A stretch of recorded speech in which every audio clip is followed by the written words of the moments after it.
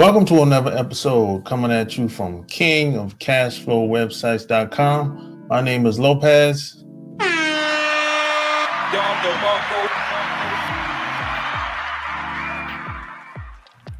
Like, share this episode. I would appreciate it if you would leave me a review in iTunes. So today I have another special guest. She's a data-driven marketer for years. She spent years growing e-commerce brands.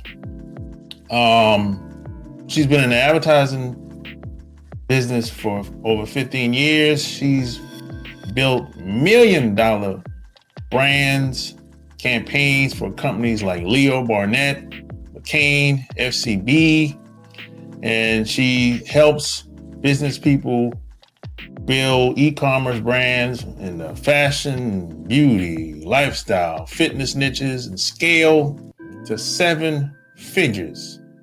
My guest today is Veena Gandhi from Down Under, better known as Melbourne, Australia.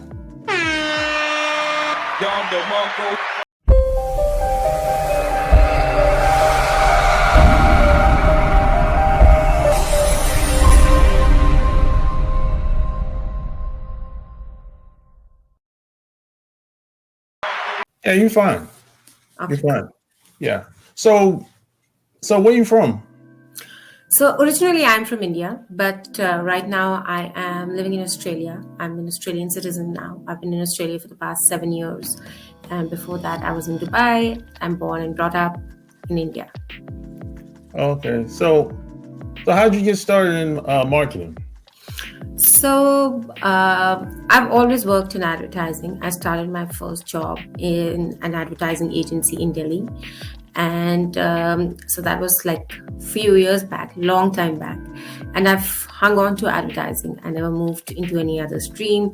And so I've seen, when above the line advertising was the craze, everyone was just, and it wasn't open to smaller brands, right? Because today, anyone, because of digital, anyone can be advertising anywhere.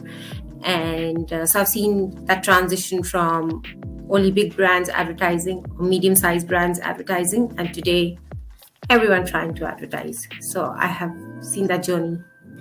Yeah. So did you go to college for marketing, or did No, I did my bachelor's in something completely different and my master's in communication. I never studied advertising. And I think there is no school that can really teach you advertising. Working and observing people is the biggest way to, and reading a lot, I think. These are some ways that you can learn about advertising. And of course, watching a lot of films internationally. And of course, I come from India, so Bollywood is big for us. Hindi movies are big for us.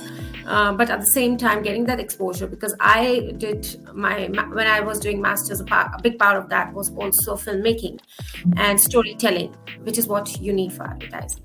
So did I really do a course in advertising? No, I didn't. Yeah, I didn't either. And plus, last I checked, there's no university that teaches digital marketing. Last I checked. Now, there's some universities that have courses about social media, but it doesn't really teach you anything. It just teaches the basics of what Facebook is, what YouTube does, but there's no strategy session there. They just give you details of what it is. Absolutely, because there's no client accounts or businesses that you work on.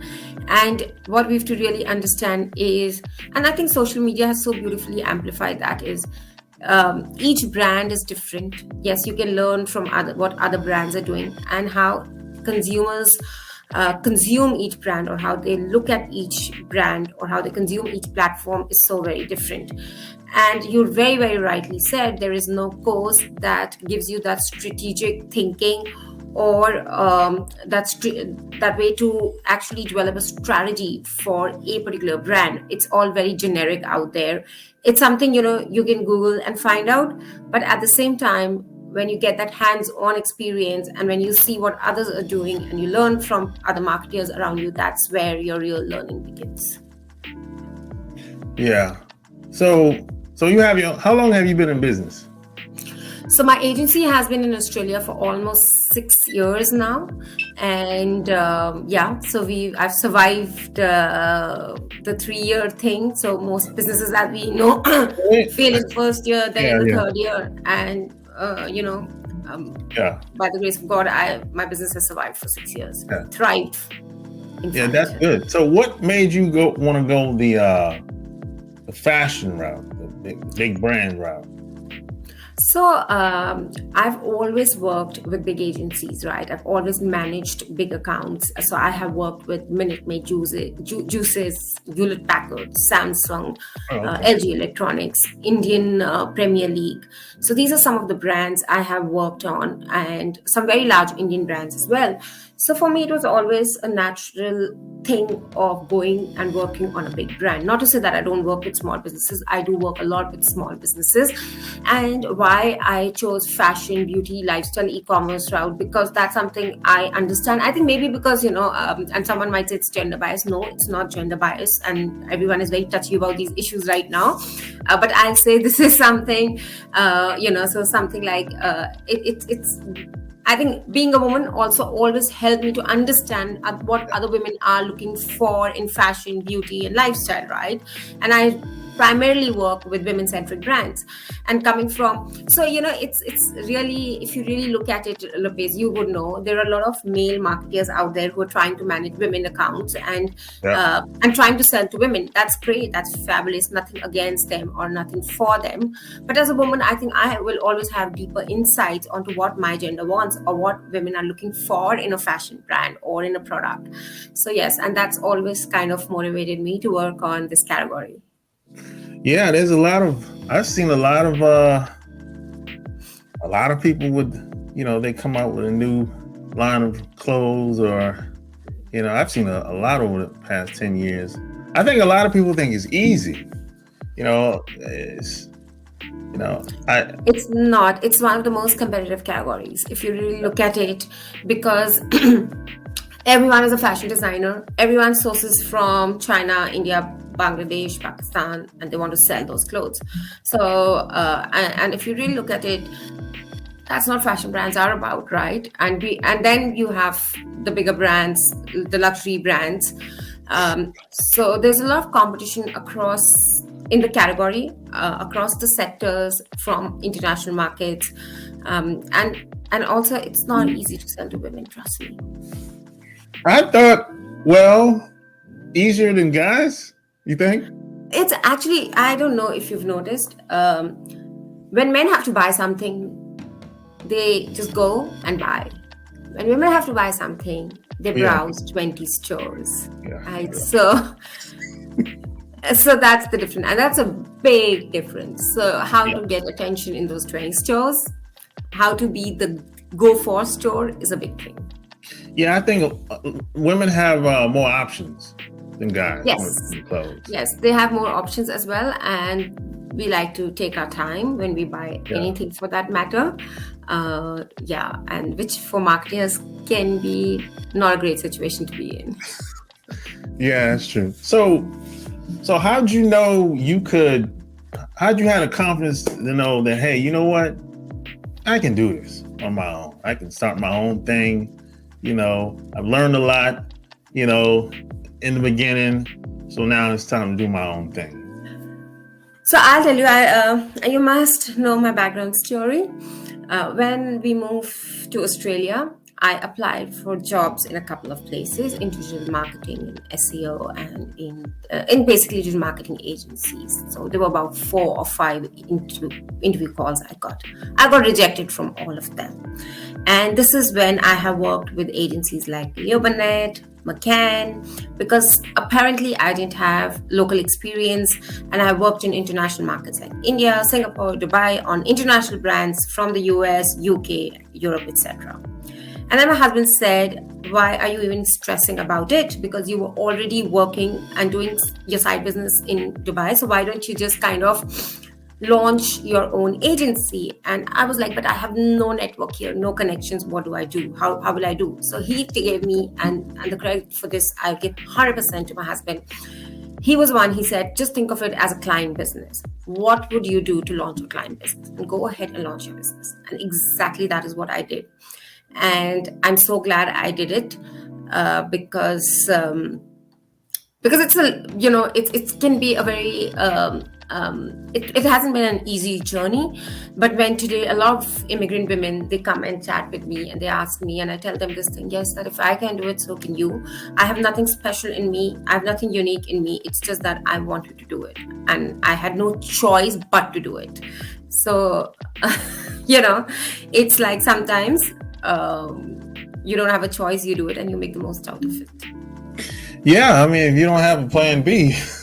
I didn't have a plan B. Yeah. I think I went for 4 or 5 job interviews, and everywhere they told me you don't have local experience, and I would tell them that I have better e-commerce experience than most people sitting in this room. And once, I got so upset. I was like, what the hell is happening? Why, why am I being treated like this?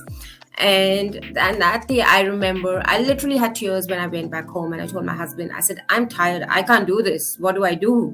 And because it's, because you've been at very senior levels, you've worked on very big accounts, and suddenly you're in a new country with no network, no connection. People are not ready to give you a chance.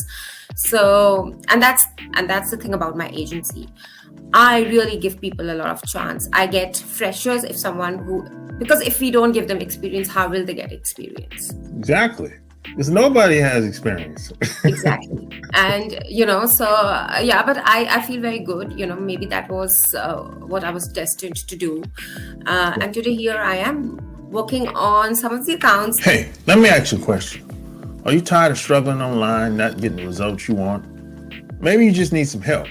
If that's the case, go to kingofcashflowwebsites.com/secrets. And the best part about it, you can learn from the best of the best.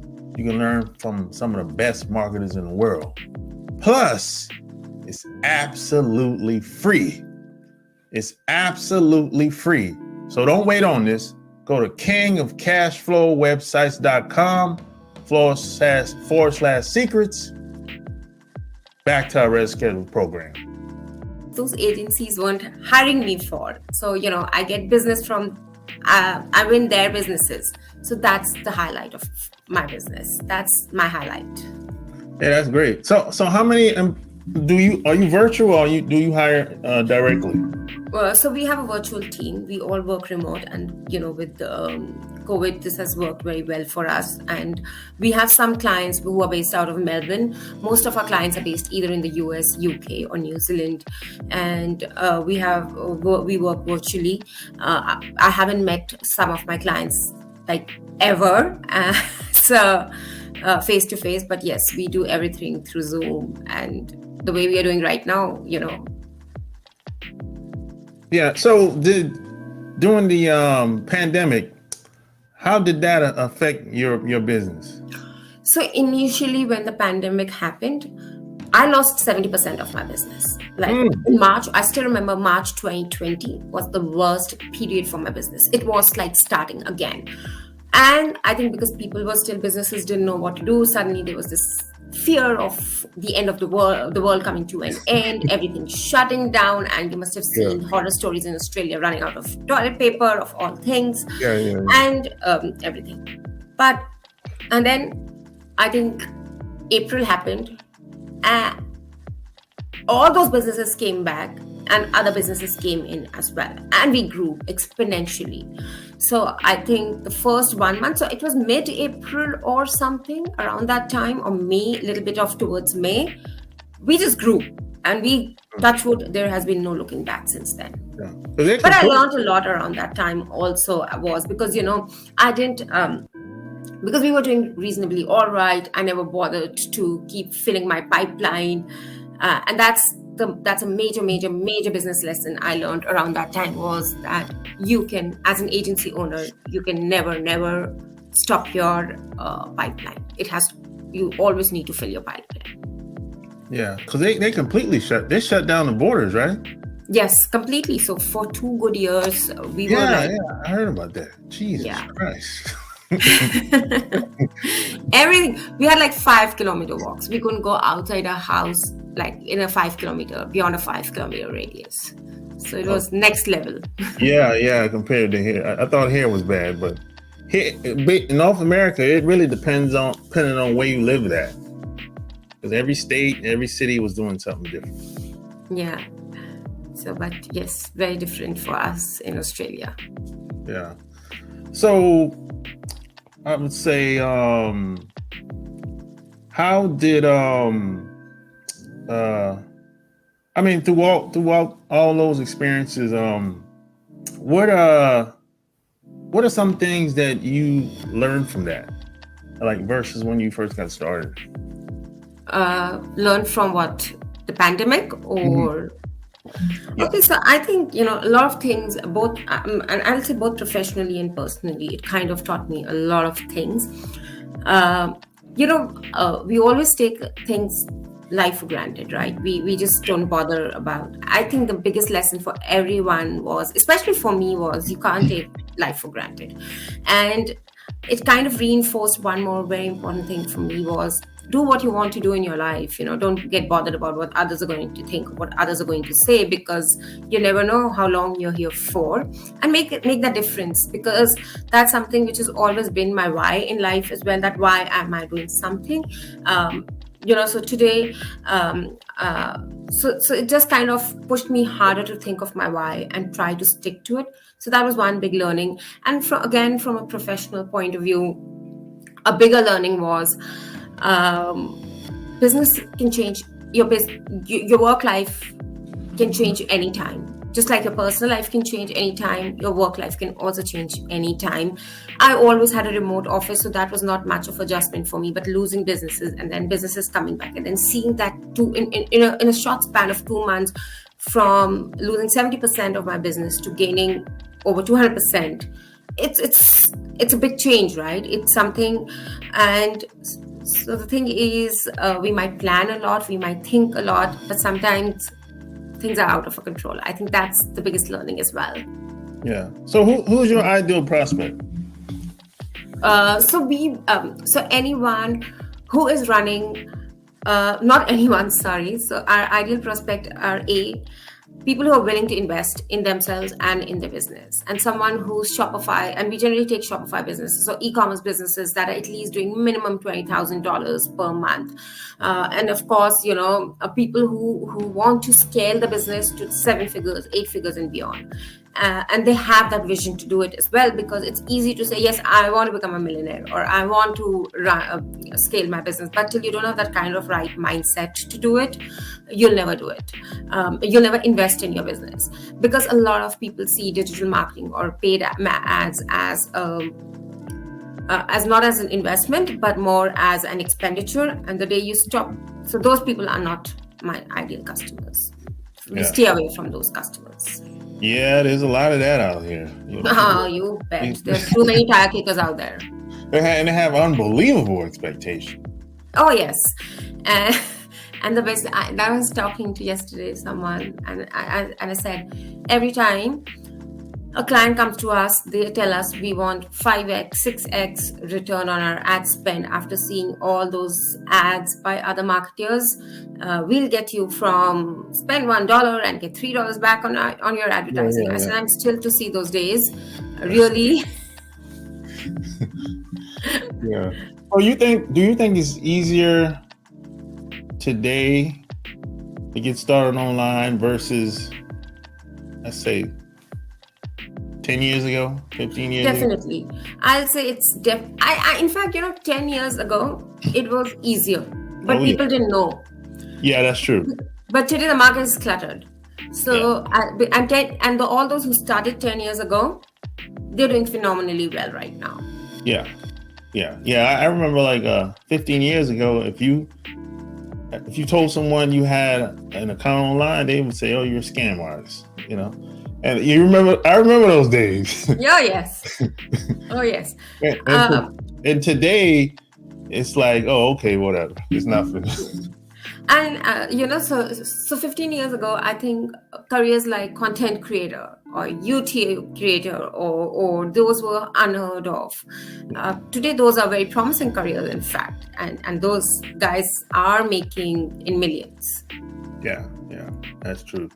So if someone, just hypothetically speaking, if someone comes to you, and let's say they have a clothing line of, I don't know, let's say they have a clothing line. Let's say it's a woman. They have, dresses. No, better yet, I'm gonna make it even better. Let's say they have a lingerie line. This is even better. And they say, hey, I got me an order from China, and I got all this stuff in the store. I know it's selling. It's been proven to sell. And how do I get started? What would you say to them? So so what do they have? They're selling dresses, or they have a range of clothes? A range. A range of clothes. Yeah. Women clothes. Yeah, lingerie, dresses that's already proven to sell online. Maybe they saw some other company like Fashion Nova selling it, and they say, hey, I know it sells. It looks just like theirs. The lingerie line looks just like Victoria's Secret. What would you say to them? So first of all, them coming to us and telling us is a different story, because we always do a brand audit, and we always do a line audit as well as to what they are selling, because you can tell me one thing about what you're selling and it can be a complete rip-off of a product, and then you blame us that why my product's not selling. Yeah. So that's an audit we always do. And I always work around a strategy first, aligning with their business goals. So basically, if they want to do an X number of sales, we try and project figures for them that they need to spend this much into advertising. These are the other activities they need to do. Because one more thing every brand has to understand is you just can't be on one platform and expect to make 7, 8, or 9 figures and beyond. If you need to be heard and seen on more than one platform, then we work with our PR agency, a PR strategy for them, because nothing works better than PR. Then we sign them up with influencer marketers. So we do an entire strategy and work around them. And of course, depending on their goals, and if the product line fits in well, if we think, they are doing the social media reviews are very important to us as well. If all those fall in alignment, we work around a strategy for them. That's where we begin from. Yeah, and of course, we deep dive into the audience personas. That's a big thing in the agency. If you go onto my website as well, there is a giveaway of how to define your audience persona. So that's a big one in the agency. Yeah. We spend a lot of time on that. Yeah. Have you found that having the owner's face is better versus just the face of the business itself? So again, it depends, like we don't know who's Fashion Nova owner. I don't know, at least. I know Fashion Nova as a brand, but I don't know who's the owner. Now, it eventually depends. And there can be an issue as well, because tomorrow, if you want to sell your business and you have promoted it only as a personal brand, then the biggest issue with something like that is once the owner moves out of that business, your business is gone, right? Yeah. So that is one issue. But at the same time, if you're a small or a mid-sized business and people connect better with you if they know who the owner is. Huda Kattan, the Huda Beauty. So Mona Kattan, everyone knows about, and they've made it $1 billion business, right? Or Kylie Cosmetics, they've made it $1 billion, and they're great examples of how you can be a personal brand as well as a business brand. Yeah, the reason why I asked that, because my sister came to me about 5 years ago, and she bought like hundreds of pairs of white dresses, plus size, right? And she was like, "Hey, I ordered these from China, and the palette is right there." And she said, "Hey, how do I get rid of these? I want to sell them online." And I was like, "Well, are people buying plus size white dresses online?" She's like, "I don't know." So I Googled it, plus size white dresses, nobody's searching for that. Yeah, of course, because also because if it's plus size, generally those women tend to go for colors like darker colors like black or red or on those lines rather than a white or a yellow or a pink. So that's another thing, and it also depends on how you market it. Now, like if your sister would have got some plus size models, influencers to market it for her, it would have been a different ball game, because suddenly you're showing it to you're giving the audience sort of confidence that they can start wearing it as well. So yes, that's what I'm saying. It's very important for us to know what the product is, what the product line is, and then work through the strategy. Yeah, because she assumed that the people that she go to church with would be online in her town. So I said, no. I said, you're better off just going to church. All those people. Yeah, you never know. Sometimes the good old church can be a great way to sell your stuff. Exactly. You don't have to depend on just being online. Just go to the church, tell those older women what you got, and they buy it. Yeah. Yeah. So if people wanted to work with you, where would they go to? So they can go to my website. I think you have the URL. They can contact us there. They can go to my LinkedIn. We've just launched a YouTube channel as well. So they can just best will be my website and LinkedIn. These are the two best places to connect with me. There you have it. Share this episode. Tell me what you think below. Until next time, we're out. Peace.